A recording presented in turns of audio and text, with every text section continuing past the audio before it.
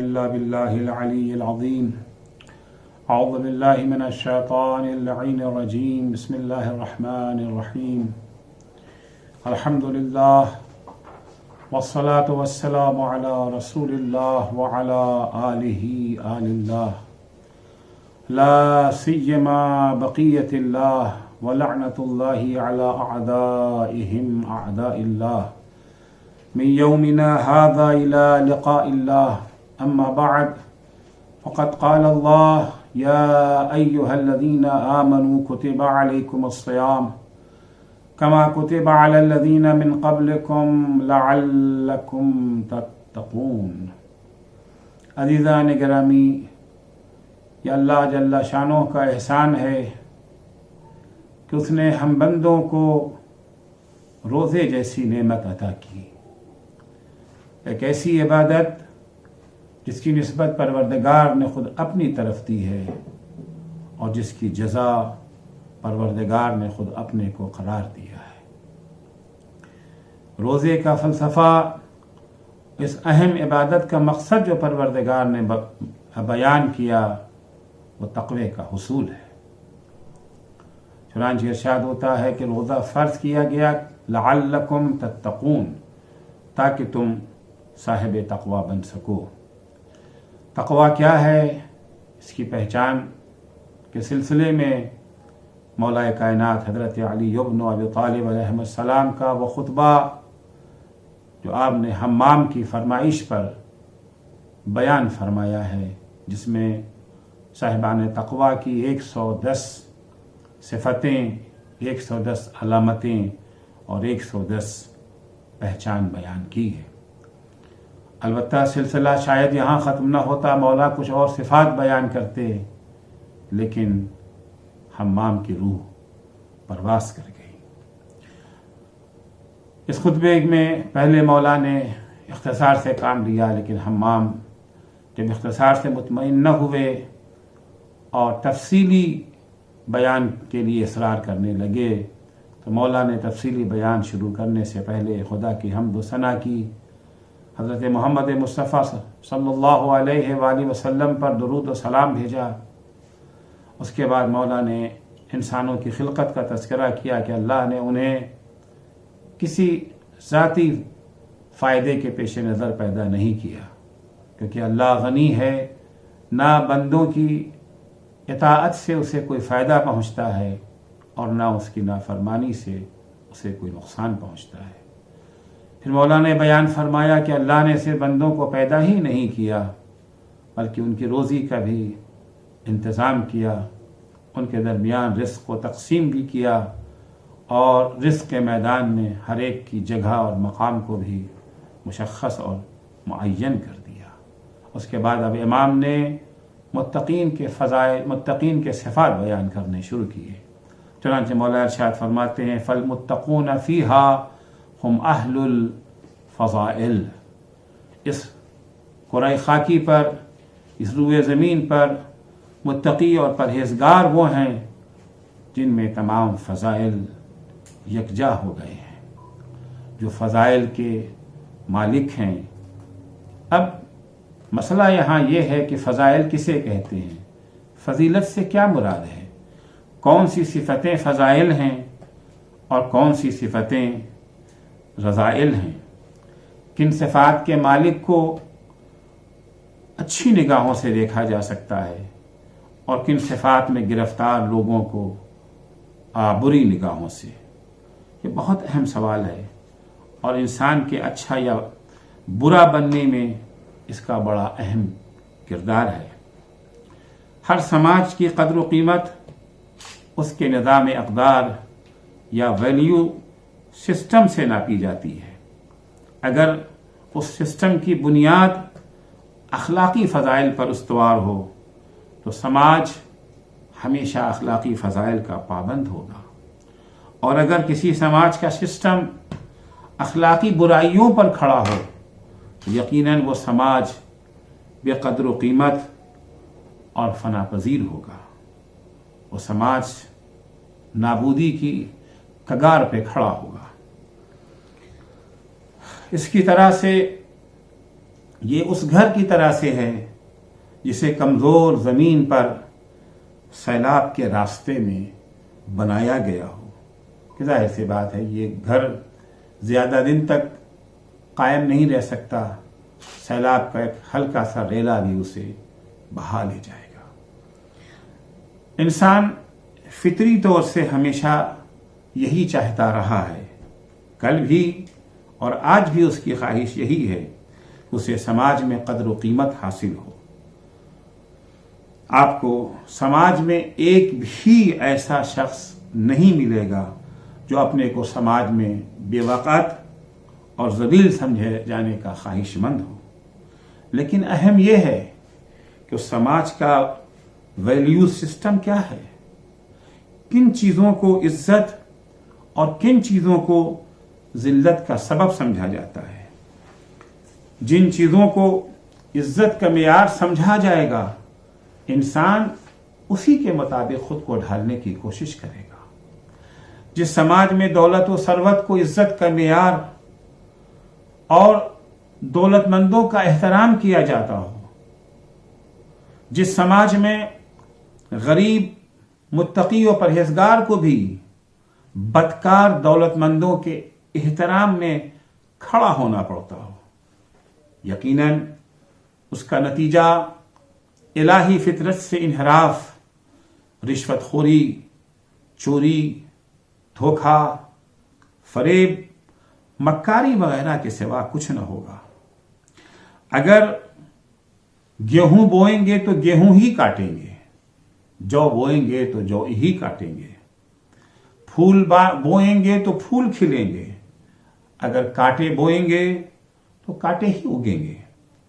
دیکھیے آج دنیا میں پیسے کی خاطر کیسے کیسے بھیانک جرائم رونما ہو رہے ہیں۔ ڈیموکریسی اور انسانی حقوق کی آڑ میں لاکھوں بے گناہوں کو موت کی نیند سلا دیا گیا، کروڑوں بچوں کو یتیم بنا دیا گیا، کتنی ہی ماؤں کی مانگ بھی اجڑ گئی اور کوکھ بھی۔ دنیا کی دولت پر قبضہ کرنے اور اپنا اقتدار وسیع کرنے کی غرض سے کتنا گندا کھیل کھیلا جا رہا ہے۔ تازہ مثال کورونا کی ہے۔ ابھی تو الزام در الزام کا سلسلہ چل رہا ہے، ایک دوسرے پر الزام لگائے جا رہے ہیں۔ اصل مجرم کا پتہ تو بعد میں چلے گا، اور شاید دولت کا بٹوارا کر کے، اقتدار کا ساجھا کر کے اصل مجرم کو چھپا بھی دیا جائے۔ ہمارے ملک میں اکثر یہ خبریں آتی رہتی ہیں کہ فلاں غریب بیمار جسے آپریشن کرانے کی ضرورت تھی، آپریشن کرتے وقت اس کی ایک کڈنی بھی اڑا لی گئی۔ یہ پڑھا لکھا تعلیم یافتہ انسان ہے، لیکن اس کی نگاہ میں اہمیت صرف دولت کی ہے، کیونکہ اس نے جس سسٹم میں آنکھیں کھولی ہیں وہاں دھن دولت ہی کی پوجا ہوتی ہے۔ تعلیم نہ صرف یہ کہ اس کو اس گھناؤنے جرم سے نہ روک سکی، بلکہ اس کے جرم میں مددگار بھی بن گئی۔ کیا خوب کسی فارسی شاعر نے کہا ہے، چو دزدی با چراغ آید گزیدے تر برد کالا۔ جب چور چراغ لے کر کے آتا ہے تو پھر گھر سے سب کی قیمتی سے قیمتی سامان چن چن کر لے جاتا ہے۔ دو الگ الگ ویلیوز سسٹم کی دو حقیقی اور واقعی مثالیں میں آپ کی خدمت میں پیش کر رہا ہوں۔ ایک اس سسٹم کی پیداوار ہے جہاں پر قدر و قیمت کا معیار دولت و ثروت ہے، اور ایک اس سسٹم کی پیداوار ہے، اس سسٹم میں پلا بڑھا ہے جہاں کے اوپر ویلیوز اور قدر و قیمت کا معیار تقویٰ ہے، انسانی فضائل ہیں۔ دونوں کا نمونہ میں آپ کی خدمت میں پیش کرتا ہوں کہ دونوں کے کردار میں کتنا فرق ہے۔ اولاً دولت ہی کو سب کچھ سمجھنے والے اس سسٹم سے وابستہ ڈاکٹر کے پاس ایک غریب بیمار لایا جاتا ہے جس کو فوری آپریشن کی ضرورت ہے، ورنہ وہ زندگی سے ہاتھ دھو بیٹھے گا. اس سے آپریشن کی فیس ایڈوانس میں جمع کرنے کے لیے کہا جاتا ہے، لیکن مریض کے پاس کچھ ہی پیسے تھے، پوری مطلوبہ رقم موجود نہیں تھی. دولت کے پجاری ڈاکٹر نے آپریشن کرنے سے یہ کہہ کر صاف انکار کر دیا کہ جس کے پاس پیسہ نہیں ہے وہ جی کر کیا کرے گا، مرتا ہے تو مر جائے. لیکن دوسری مثال اس ڈاکٹر کی ہے جو انسان دوستی، جواں مردی اور احسان و غیرت کے سسٹم سے وابستہ تھا. اس کے پاس بھی ایک مریض آیا، اس نے بیمار کا معائنہ کیا، نسخہ لکھا اور اس سے اس کا ایڈریس بھی لے لیا. مریض کے چلے جانے کے بعد ڈاکٹر نے اپنے اسٹاف سے کہا میرا بستر اس ایڈریس پر پہنچا دو، آج رات میں اس مریض کے پاس گزاروں گا. اس کی حالت سیریس ہے، خطرے سے باہر نہیں ہے، اسے رات میں کسی وقت بھی میری ضرورت پڑ سکتی ہے. اگر میں اس کے پاس رہوں گا تو شاید میں اس کی کوئی مدد کر سکوں، اس کے کسی کام آ سکوں، اسے بچا سکوں. ایسے سسٹم کی تربیت کا یہی نتیجہ ہے. ورنہ وہ کہہ سکتا تھا کہ میں نے معائنہ کر دیا، نسخہ لکھ دیا، اپنی فیس لے لی، میرا کام پورا ہو گیا، بعد میں کیا ہوگا مجھے اس سے کیا واسطہ. اور شاید اس کے اس اقدام پر کسی کو اعتراض بھی نہ ہوتا، لیکن اس کے زندہ اور بیدار ضمیر نے اسے اس کی اجازت نہیں دی. یہ دونوں ہی ڈاکٹر ہیں، دونوں ہی زیور علم سے آراستہ ہیں. فرق صرف یہ ہے کہ ایک کا ضمیر زندہ ہے اور دوسرے کا ضمیر مردہ، اور یہ نتیجہ ہے نظام اقدار اور ویلیوز کے سسٹم کا. دنیا میں ہمیشہ دو سسٹم موجود رہا، ایک مادہ پرستی اور دنیا پرستی کا سسٹم اور ایک خدا پرستی کا سسٹم. دونوں ایک دوسرے سے ٹکراتے رہے ہیں. ایک طرف انسان دوست، خدا پرست اور اعلی اقدار کے مالک انبیاء کرام اور اولیاء اعظام ہیں، تو دوسری طرف انسان اور خدا دشمن، دولت و دنیا پرست طاغوت. جناب نوح نے انتہائی جافشانی اور انتھک محنت کے ذریعے 950 سال میں 80 افراد کو الہی نظام سے وابستہ کر کے اپنے ارد گرد اکٹھا کیا ہوا ہے. اس کے مقابلے میں دولت و ثروت ہی کو سب کچھ سمجھنے والوں کا جتھا ہے. دولت کے پجاری، یہ سرمایہ دار جناب نوح کی ہدایت کے مقابلے میں محاذارائی کرتے ہوئے جناب نوح سے کہتے تھے تم نے اپنے ارد گرد صرف پست اور اراذل افراد کو جمع کر رکھا ہے. قرآن مجید سورہ ہود کی آیت نمبر 27 میں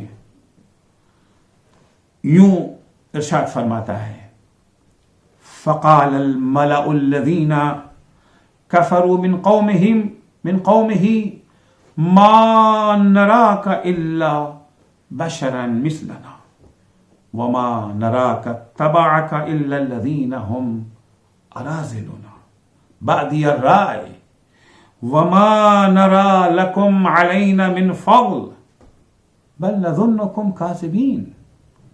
قرآن مجید ان دنیا پرستوں کی رائے اور ان کی فکر کو ان لفظوں میں بیان کرتا ہے فقال الملأ الذين كفروا، وہ سرمایہ دار دولت کے پجاری جنہوں نے کفر اختیار کر رکھا تھا جناب نوح کی قوم میں سے، انہوں نے کہا ہم تمہیں اپنا ہی جیسا ایک انسان سمجھتے ہیں، تم نبی نہیں ہو، اس لیے کہ تمہارے پیروکاروں میں صرف پست اور اوباش قسم کے افراد پائے جاتے ہیں،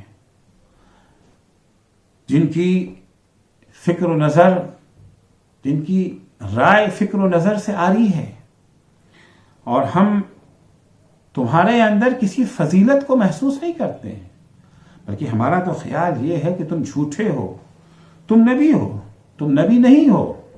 ان کے خیال میں عزت و شرف کا معیار مالدار ہونا ہے، چونکہ جناب نوح کے ماننے والوں کے پاس دولت نہیں ہے، لہذا وہ پست اور اوباش ہیں، گرے ہوئے لوگ ہیں۔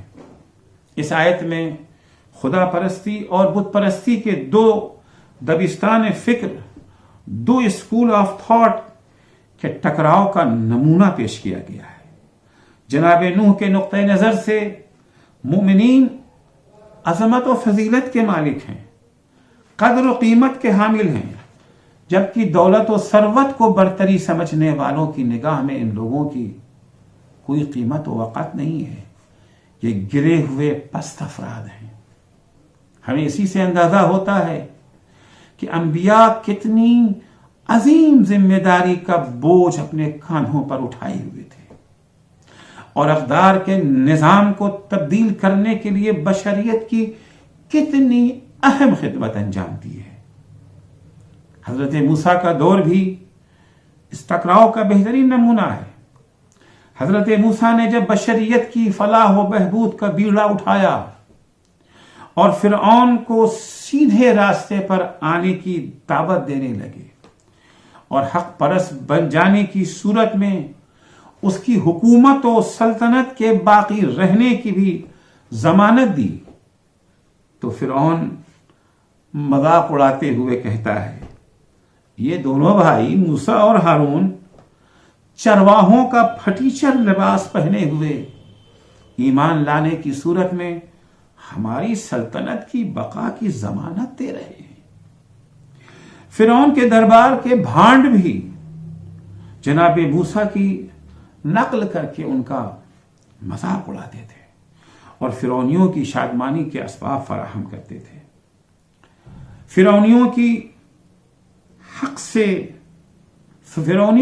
حلق سے یہ بات اترتی ہی نہیں تھی کہ جو خود چرواہوں کا لباس پہنے ہوئے ہے، وہ خدائی کا دعویٰ کرنے والے اور انا ربکم الاعلی کا نعرہ لگانے والے کی سلطنت کی بقا کی ضمانت کیسے دے سکتا ہے؟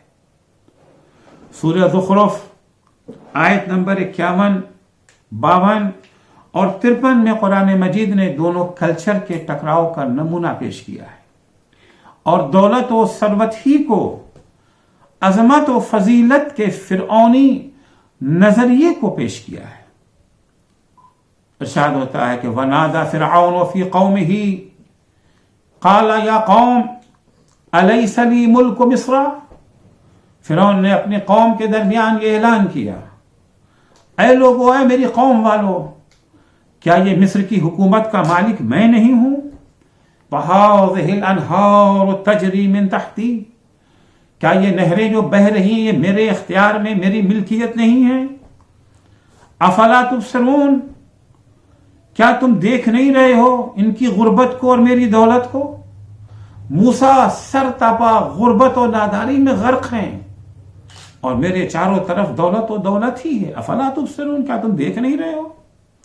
ام انا خیر من هذا الذي هو مہین ولا یکاد یبین، کیا میں اس تنگ دست اور ذلیل و خوار انسان سے بہتر نہیں ہوں جسے ڈھنگ سے بات کرنا بھی نہیں آتا؟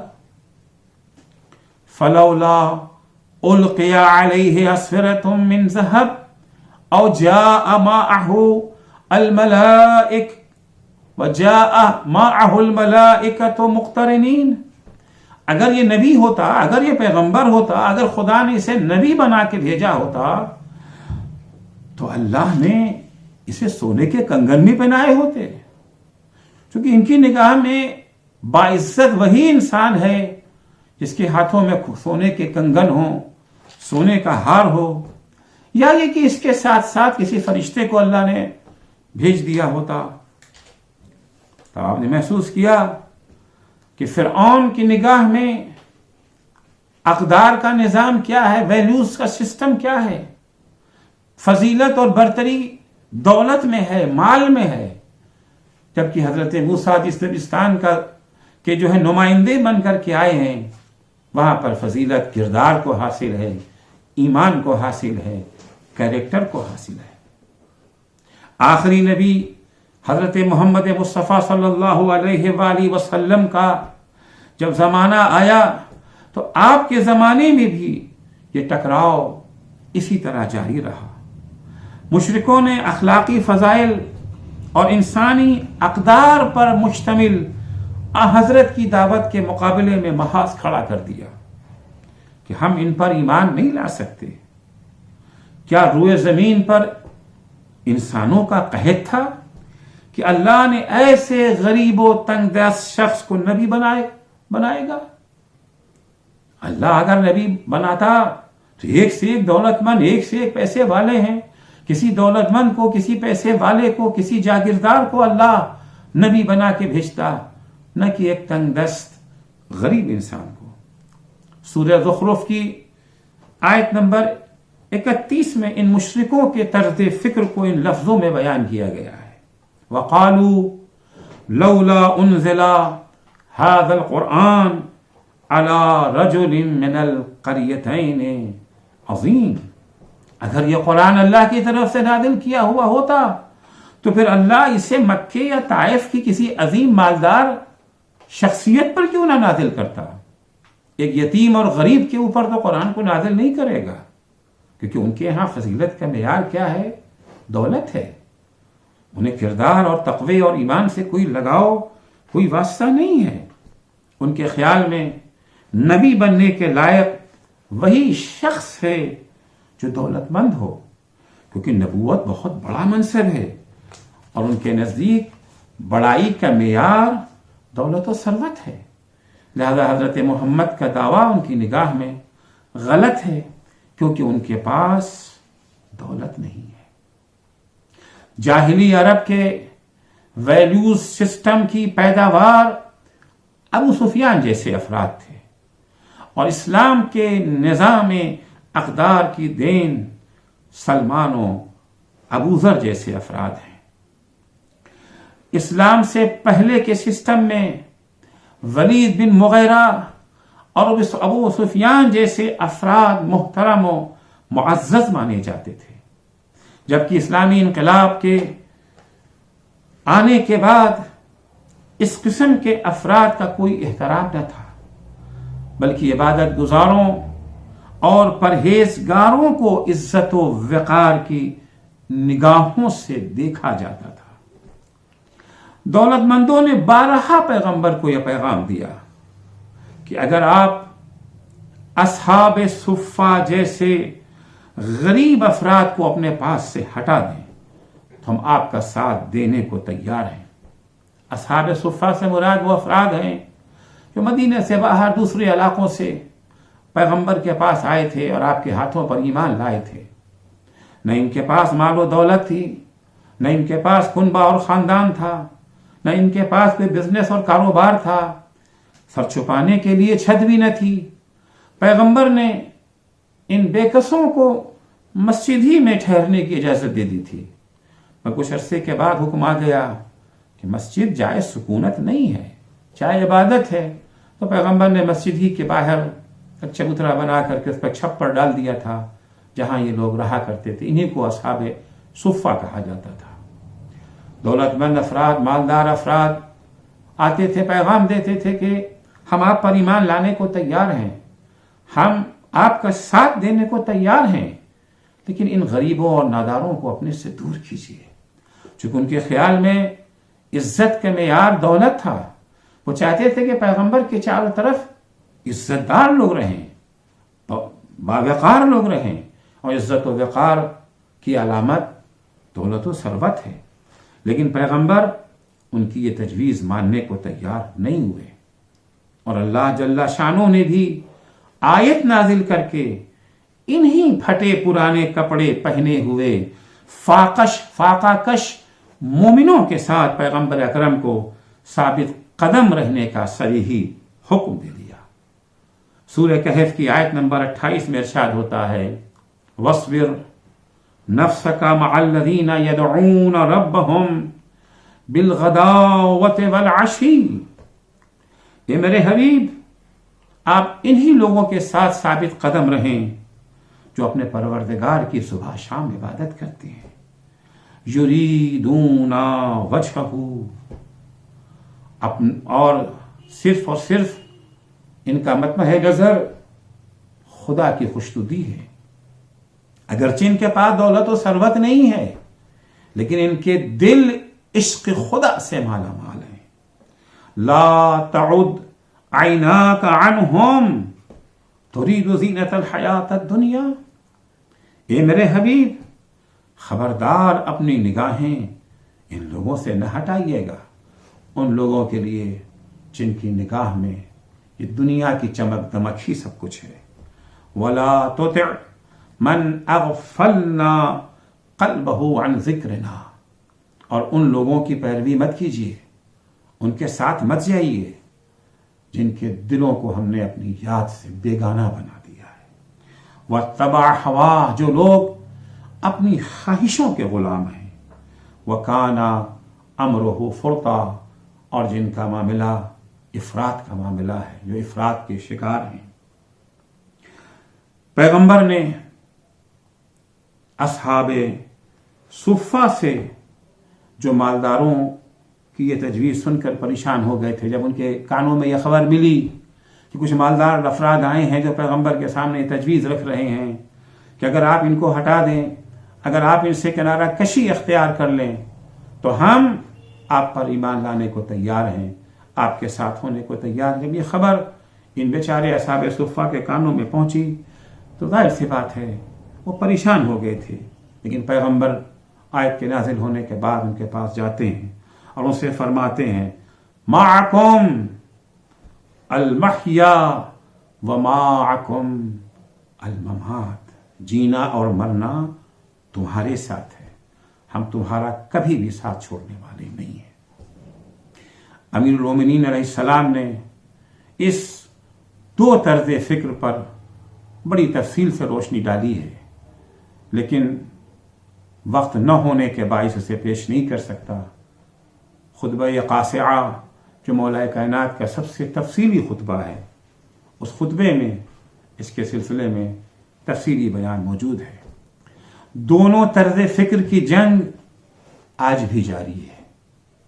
آج بھی کچھ افراد ہیں، البتہ جن کی اکثریت ہے، جو دولت ہی کو سب کچھ سمجھتے ہیں۔ ان کے ہاں فضیلت دولت میں ہے، عزت دولت میں ہے، حتیٰ ان کے خیال میں عقل و خرد بھی دولت ہی میں چھپی ہوئی ہے۔ مولا متقیان نے جب پہلی صفت متقین کی بیان کی ہے تو یہ فرماتے ہیں کہ فَالْمُتَّقُونَ فِيهَا هُمْ أَهْلُ الْفَضَائِلِ، اس کرۂ ارض پر بسنے والے متقین وہ ہیں جن میں فضائل یکجا ہو گئے ہیں۔ یہ فضیلتیں کون سی فضیلتیں ہیں جو ان میں یکجا ہیں؟ اسلامی نظام اقدار کی فضیلتیں ہیں، اور یہی فضیلتیں انہیں دوسروں سے ممتاز بناتی ہیں۔ خدا بند متعال سے دعا ہے کہ خدا بند متعال ہم سب کو اسی نظام اقدار کا پیرو قرار دے جس کی تبلیغ جناب نوح نے کی، جناب موسیٰ نے کی، خاتم النبیین حضرت محمد مصطفیٰ صلی اللہ علیہ وآلہ وسلم نے کی، اور امیر المومنین حضرت علی بن ابی طالب علیہ السلام نے جس کا سبق دیا، یعنی انسانی اقدار پر مشتمل فضیلت، عشق خدا کی حامل فضیلت۔ والسلام علیکم ورحمۃ اللہ وبرکاتہ۔